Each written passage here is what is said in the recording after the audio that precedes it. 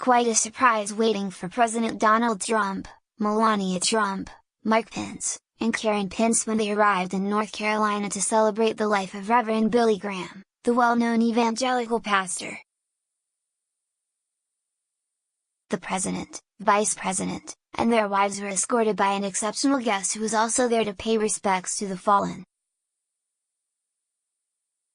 When they arrived, they were accompanied by a highly decorated major who served in Iraq and Afghanistan. It was then that the presidential team realized who this extraordinary person was.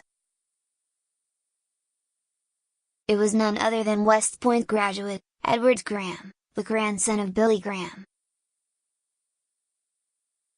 The team from the White House was likely honored to be escorted by such a respectable and honorable person of the American military, and it was their honor to be there in support of Edward and his family. It was a sad moment when the famous pastor passed away at the age of 99 years old.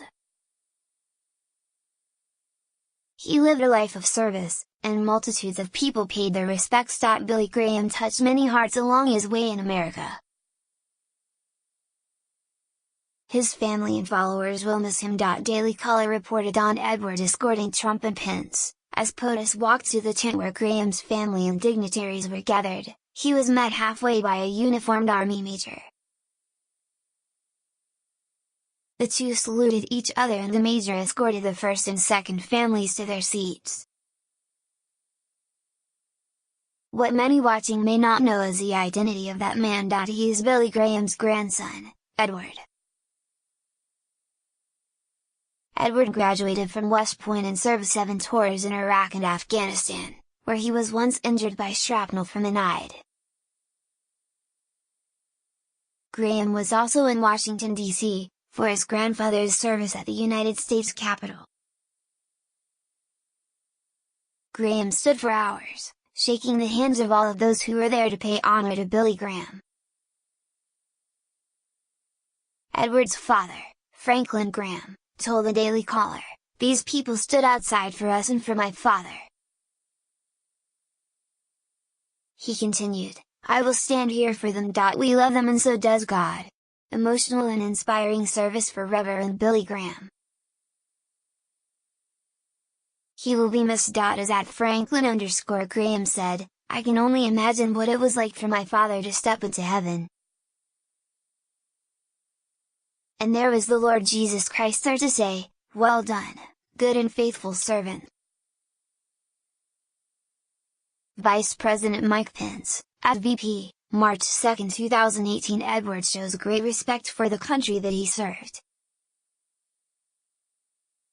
He was once injured back in 2007 when he was hit in multiple places by shrapnel, but the injuries were not as severe as expected and he was able to survive.